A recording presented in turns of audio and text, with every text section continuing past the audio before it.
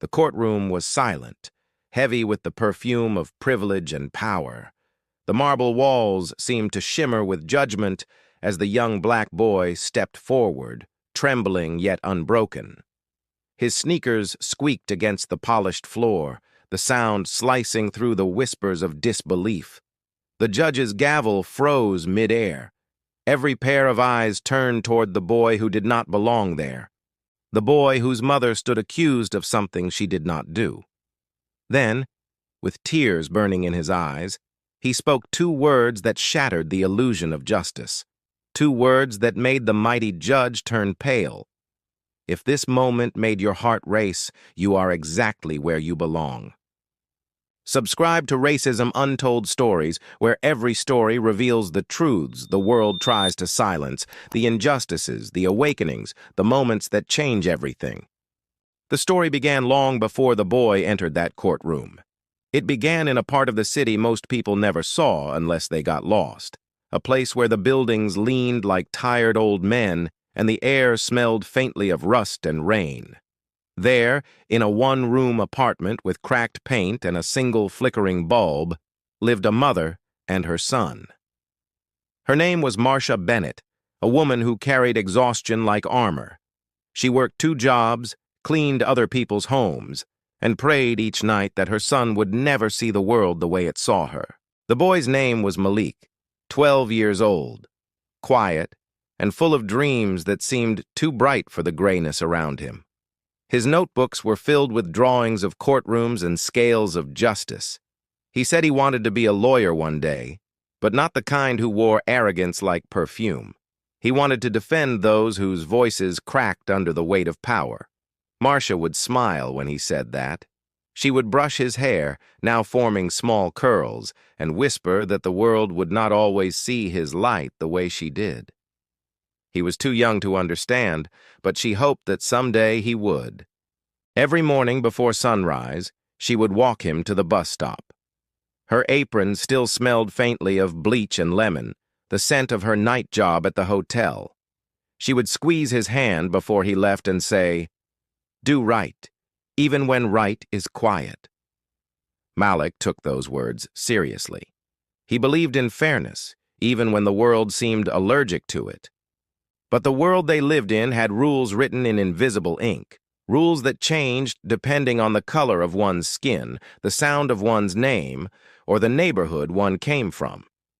Marcia had learned that the hard way. One evening after cleaning a Judge's mansion, a sprawling white estate with glass floors and walls that whispered wealth, Marcia found herself accused of theft. A diamond bracelet had gone missing, one she had dusted around earlier that day. She remembered placing it neatly back on the dresser, but the next morning, the judge's wife claimed it was gone. There were no cameras in that room, no witnesses, only her word against theirs. And in a system that had already decided who deserved to be believed, her voice was a whisper against a hurricane. The police arrived that night. The flashing lights bathed their small apartment in red and blue. Malik had never seen his mother look so small, so cornered, as the officers led her away. She did not resist. She only looked back at him and mouthed the same words she always said before he left for school. Do right, even when right is quiet. Malik did not cry that night. He sat on the edge of his bed, the walls closing in, the shadows growing longer with each minute. He wanted to believe that truth would protect her, that the judge who would hear her case would see her the way he did, honest, kind, undeserving of this cruelty. But the judge who presided over the case was Judge Warren Caldwell, the same man whose mansion Marcia had cleaned for years, a man who smiled politely when she entered his home, but never once looked her in the eyes. He was known for his strictness, his reputation for maintaining order. Yet behind his immaculate robe and polished words was a quiet prejudice that guided his every verdict. The trial moved swiftly, as if justice were a formality. The evidence was thin, the arguments biased, but still the gavel moved closer to its inevitable fall. The prosecutor painted Marcia as desperate, a single mother who needed money. Her defense attorney, a tired public defender juggling too many cases, barely looked up from his papers. Malik sat in the front row every day, clutching a small notebook. He watched the way the courtroom operated like a machine, precise and cold. He noticed how his mother's voice trembled not because she was guilty, but because she knew that innocence did not always matter here. Every time she tried to speak, her words were cut short. Every time she tried to explain, the judge's expression remained stone. To him, she was not Marcia Bennett, the woman who cleaned his glass floors and ironed his shirts with care. She was merely another case file, another name on his docket, another reminder that his world and hers were never meant to meet as equals.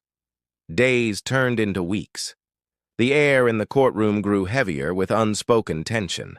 Reporters began to appear, sensing a story. "Theft by a maid," the headlines whispered. Malik read them all, feeling anger coil inside him like a living thing. One afternoon, he overheard two jurors speaking in the hallway. They did not know he was listening. They joked about how people like her always had an excuse. They laughed, not knowing that her son was standing right there, his heart breaking with every word. That night, Malik went home alone. The apartment was too quiet. He opened his mother's drawer and found something that made his breath catch. A small note, folded neatly with her handwriting across it. "Truth needs a voice, even if it shakes." He did not sleep. He stared at the ceiling until the morning light bled through the window. Something inside him had shifted. He no longer believed that truth could simply be trusted to find its way. It needed help. It needed courage. It needed someone to speak it aloud. When the final day of the trial arrived, Malik walked into the courtroom wearing the same shoes he had worn the night his mother was taken.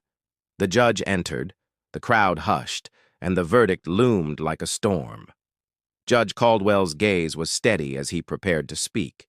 He began to read the decision, each word heavy with finality.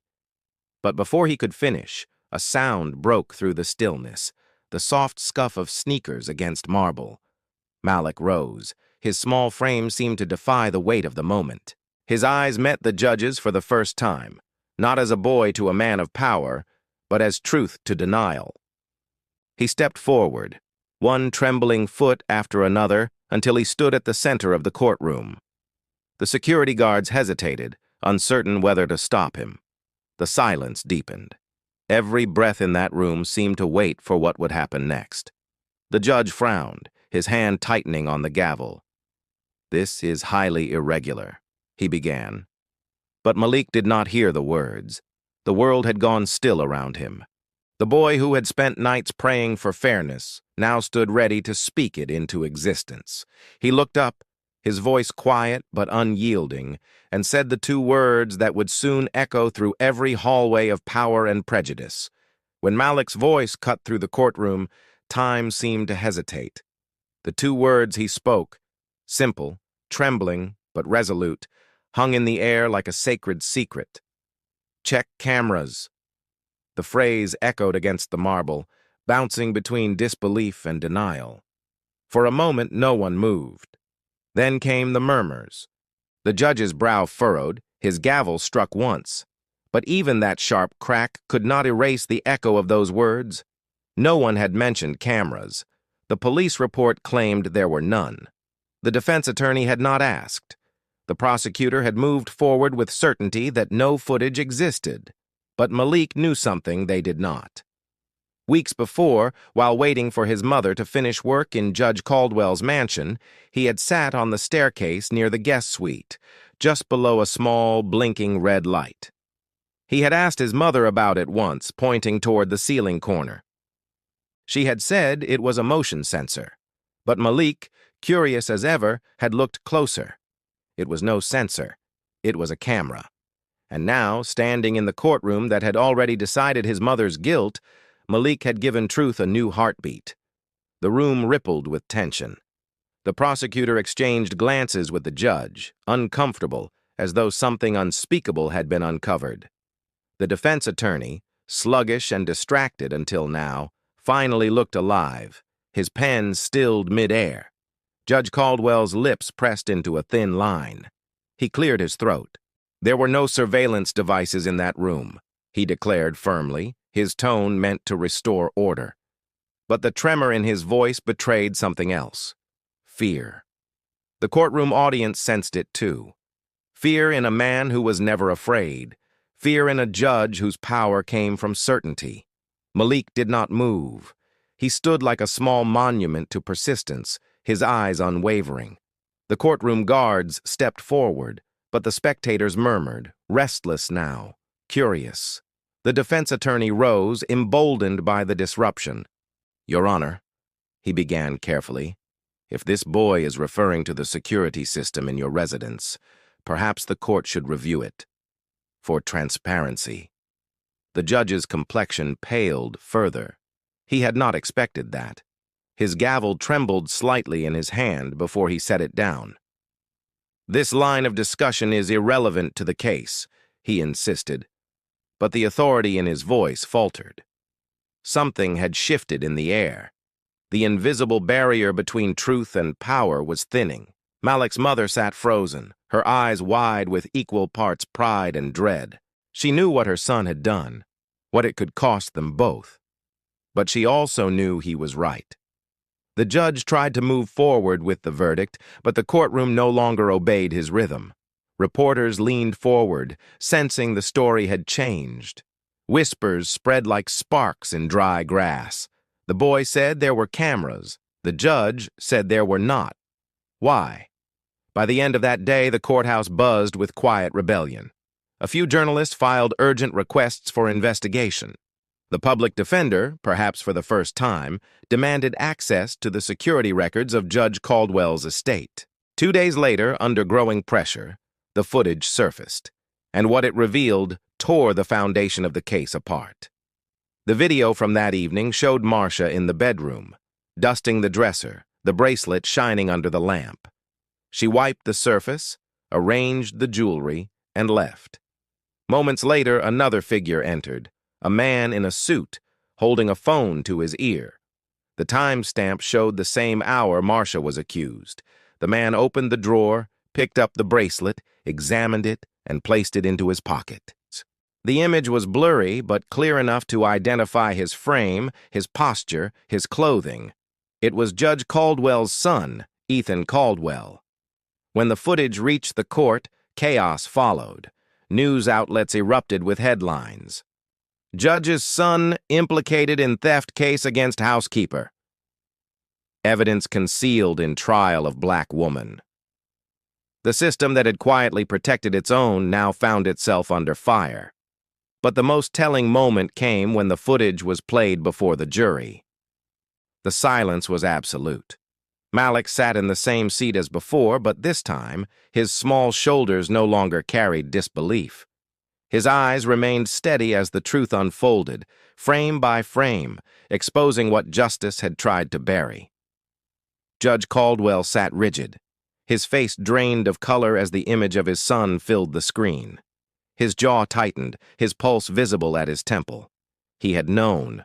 Somewhere deep within, he had known. The missing bracelet, the quiet panic of his wife, the urgency to end the trial swiftly, it all came rushing back to him like a wave of cold realization. The prosecutor lowered her eyes, ashamed. The defense attorney looked toward Malik with silent gratitude. Reporters scribbled furiously, their pens capturing history in motion. For years, Judge Caldwell had built his reputation on integrity. He had delivered lectures about honor, about law, about the sanctity of truth. But in this moment, none of it mattered. The truth had not come from him. It had come from a 12-year-old boy in worn sneakers, standing against the marble walls of power. The system began to unravel. The prosecutor's office opened an inquiry. The defense demanded a retrial. The state court administration launched an ethics review into Caldwell's conduct. But Malik did not think about the headlines. He thought about his mother, her tired hands, her whispered prayers, her faith that good could still prevail. He thought about the nights he had watched her fold laundry for families who never learned her name. He thought about how close they had come to losing everything simply because the world decided who deserved to be believed. Outside the courthouse, crowds gathered. Some came out of outrage, others out of hope. Signs appeared. Justice for Marcia, truth over power, listen to the silenced. Inside, Caldwell avoided the cameras. He looked smaller now, not because of age, but because of exposure. The very seat that had elevated him above others now seemed to weigh him down. Malik watched him from a distance. There was no hatred in his gaze, only understanding. Understanding of how fear can make people blind, how power can corrode what it was meant to protect. The rising storm did not end that day. It only began. The footage was sent to the state attorney's office, and investigations deepened. The judge was placed on leave. His son faced charges. But beneath the noise and the outrage, one quiet truth persisted. A child had done what the system would not. He had reminded the world that justice does not depend on title or wealth. It depends on courage. As Malik and his mother walked out of the courthouse hand in hand, the cold wind felt different. It no longer bit.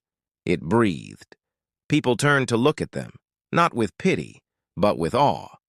And somewhere behind those marble walls, Judge Caldwell sat alone in his chambers, staring at the same words engraved above the bench where he once ruled unchallenged, equal justice under law. For the first time, he saw them not as decoration, but as an accusation. The storm that followed was unlike anything the city had seen in years. Newspapers screamed headlines that rippled through living rooms, office towers, and court chambers alike. The once untouchable Judge Warren Caldwell became a name whispered with disbelief. His portrait still hung in the courthouse hallway, but now it seemed to stare back at every passerby with quiet guilt. The footage had made its way to every news outlet. It played on national television. A black woman, framed by power, humiliated by a system that was meant to protect her, and a child who stood up to that system. The sight of Marcia Bennett sitting in silence as the truth played on the screen became a symbol for every person who had been unheard, unseen, and unjustly judged. Caldwell's world cracked open. The commission demanded his resignation. Protesters gathered outside the courthouse, chanting for accountability. Former colleagues distanced themselves with statements about shock and disappointment. But inside the mansion where it had all begun, silence reigned. For the first time in decades, Judge Caldwell felt what others had felt before him: scrutiny, suspicion, and shame. His son, Ethan, had confessed under pressure. He claimed he had taken the bracelet for his girlfriend, meaning to return it, but the theft had spiraled into something much larger. Caldwell had known about it before the trial, but fear had guided his judgment. He had hoped the matter would fade quietly, sacrificed Marcia's truth to preserve his own image. Now every lie was a stone on his chest. He tried to reason with himself that he had done it to protect his family. But as he sat in his study surrounded by law books and framed certificates, those words felt hollow. The sound of the protesters outside, their chants rising like waves, filled the spaces his conscience could no longer quiet. The following morning, an emergency hearing was scheduled. Cameras filled the courtroom. Every seat was occupied, every gaze burning with expectation. Marcia entered quietly, dressed in simple clothes, her head held high. Malik walked beside her, gripping her hand, his eyes calm but unyielding. The air was thick with tension as Judge Caldwell, no longer in his robe, stood before the disciplinary panel. His once commanding voice trembled as he faced the court that now judged him. Reporters leaned forward, microphones poised to catch every word. He tried to explain himself, how fear, pride, and denial had blinded him, but his words dissolved into the silence of the room.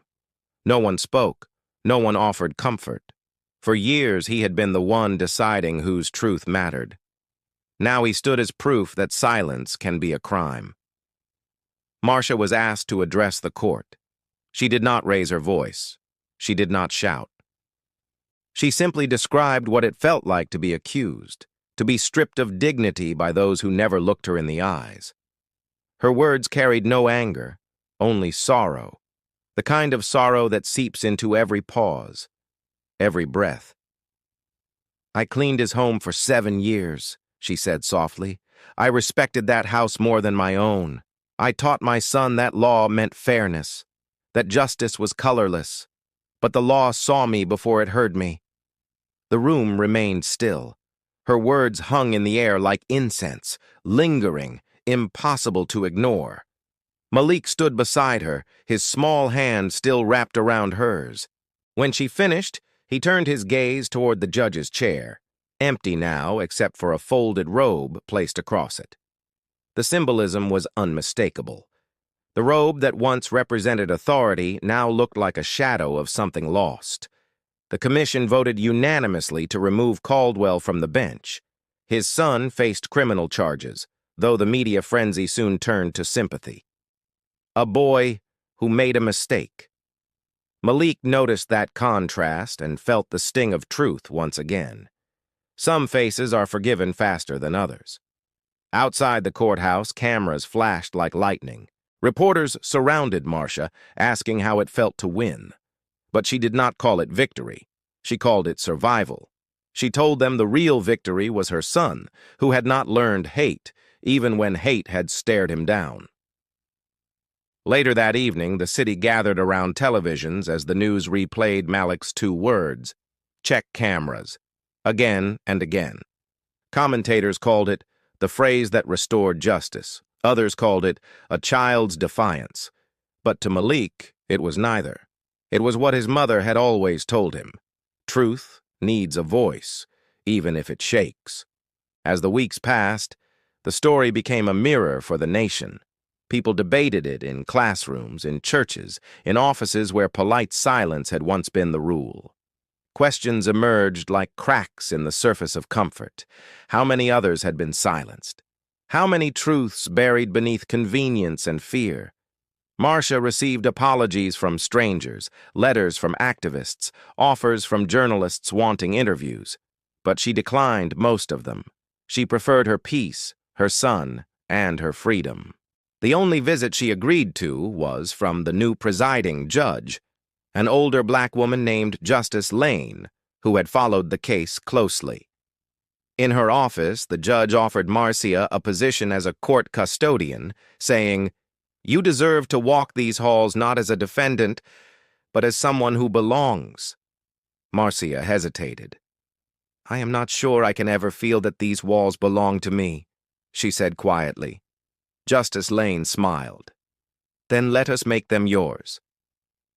The following month, Malik sat in the front row as his mother walked through those same courtroom doors.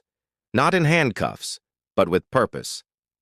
She cleaned the benches with steady hands, not because she had to, but because it reminded her that she could start again. Judge Caldwell, now a recluse, lived away from the city. He had lost everything except his guilt. Some said he wrote a letter of apology to Marcia, though she never confirmed it. She only said that forgiveness is not a door. It is a window that opens slowly, with time. Malik continued his studies, his dream burning brighter than before. He knew what he wanted to become, but more than that, he knew why. He had seen the face of injustice and spoken against it. He visited the courthouse one morning when the sun broke through the gray sky. The marble floors gleamed, and his reflection looked older somehow. He stood beneath the engraving that Judge Caldwell once ignored, "Equal justice under law." He whispered the words to himself, letting their weight settle in his chest. The world had seen a boy stop a gavel. But Malik knew the truth was much deeper. He had not stopped justice. He had reminded it what it was meant to be. And for the first time, he understood what his mother's words truly meant. Doing right is not about being loud. It is about being unshakable when silence tries to win.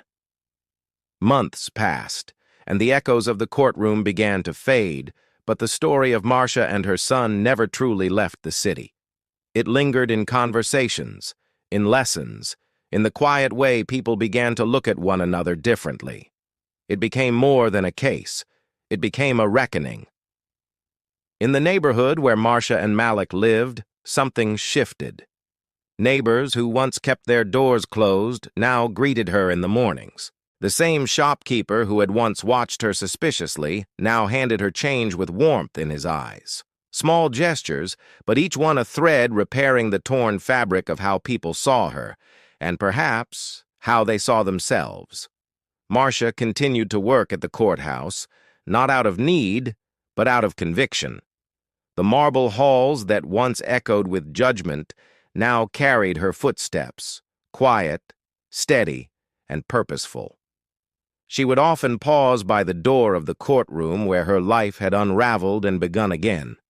The bench where she had sat as an accused now held sunlight from the high windows, and sometimes she would smile faintly, as if acknowledging a past that no longer owned her. Judge Caldwell's old chamber remained locked for months, the wood door gathering dust. When it finally reopened under Judge Lane's leadership, the portraits that once lined the walls were removed. In their place hung a single framed photograph, a still image taken from the courtroom footage, the moment Malik stood, his small figure in contrast with the vastness of the court. Beneath it, a brass plate read, "Truth needs a voice." People stopped to look at it every day, some out of admiration, others out of guilt. But all felt something awaken, a reminder that justice is not a structure built from law books, but from courage. Malik grew taller, his voice deeper, but his resolve never wavered. The story that had once defined his pain now defined his purpose. He earned a scholarship to a private school through a community program established in his mother's name, the Bennett Foundation for Justice and Equity. It aimed to support children whose parents had faced wrongful accusations or systemic bias. The foundation's motto came from Marcia herself. "We rise by listening to those who were never heard." Every Saturday, Malik visited the courthouse, sitting quietly in the gallery during trials. He observed how people spoke, how evidence was presented, how truth could be twisted or buried. He studied not out of bitterness, but understanding. He wanted to learn the system not to destroy it, but to rebuild it. Meanwhile, Judge Caldwell faded from public life. His estate was sold, his titles revoked. The once respected man became a cautionary tale whispered among officials who now feared the scrutiny of their own shadows. Yet, in his solitude, he was haunted not by public disgrace, but by the sound of two words that had undone his power: check cameras. He had written letters, 3 in total. One to the commission, one to the public, and one to Marcia. Only the last remained unopened. Marcia kept it in a drawer by her bedside, sealed and untouched. She did not need to read it. Forgiveness, she understood, was not about the one who sought it, but the one who granted herself peace. Years later, during Malik's high school graduation, the crowd rose to its feet as his name was called. The applause felt like redemption, like a song that had taken years to finish. As he walked across the stage to receive his diploma, he spotted his mother in the front row, tears glistening on her cheeks. After the ceremony, a local reporter approached him, microphone in hand. She asked him how it felt to be the boy who had once stopped a judge, the boy whose courage had changed an entire court system. Malik looked at the camera, his expression calm. "I did not stop a judge," he said. I reminded him, and everyone watching, that justice belongs to the truth, not to those who think they own it. His words rippled through the audience, soft yet profound. Some clapped, others simply bowed their heads, understanding the gravity behind his calm voice. That night, as the city skyline shimmered in the distance, Marcia and Malik walked home side by side. The air was warm, filled with the hum of life, and for the first time in years, Marcia felt light. She no longer carried the weight of proving herself innocent. The truth had already done that. They reached their small apartment, the same one where everything had begun. The walls were still cracked, but they felt different now, like scars healed over time. Malik placed his diploma on the table, next to the folded note his mother had written years ago. Truth needs a voice, even if it shakes. He smiled and whispered, "You were right, Mama." Marcia turned to him, her eyes full of quiet pride. "No, Malik. You were the one who proved it." She looked out the window then, at the city that had once judged her and now carried her story like a moral etched into its conscience. Somewhere, another mother was likely whispering to her child to stand up for what is right. Somewhere, another child was listening, unsure but brave. And in that thought, Marcia found peace. The story of the boy who interrupted a judge became a legend whispered in classrooms, retold in community halls, and taught in courses about ethics and equality. Teachers told their students that courage does not always roar. It sometimes begins with a child who dares to speak when others are silent. Years later, when Malik walked into a courtroom again, it was as a law student. He paused before entering, his heart steady. The same marble floors greeted him, the same engraving still etched above the judge's bench. Equal justice under law. But this time it did not feel like a distant ideal. It felt like a promise. He took his seat at the front, his mind clear. He had not come to remember his pain, but to build something better from it. The world had taught him cruelty, but he had chosen compassion. It had taught him silence, but he had chosen truth. The courtroom filled with voices, footsteps, and the rustle of papers, but for Malik, there was only one sound that mattered, the whisper of his mother, words echoing through time. Do right, even when right is quiet. And in that moment, justice did not feel unreachable. It felt human. Sometimes the smallest voices carry the loudest truths. Sometimes justice trembles before it stands tall. And sometimes the world changes not through power, but through courage, the kind that lives in those who have been ignored for too long. Would you have spoken if silence meant losing everything? If this story moved you, do not let it end here. Subscribe to Racism Untold Stories, where every story uncovers the battles hidden behind quiet faces, where every voice, no matter how small, finds its echo. Because in the end, truth does not need permission to be heard. It only needs someone brave enough to speak it.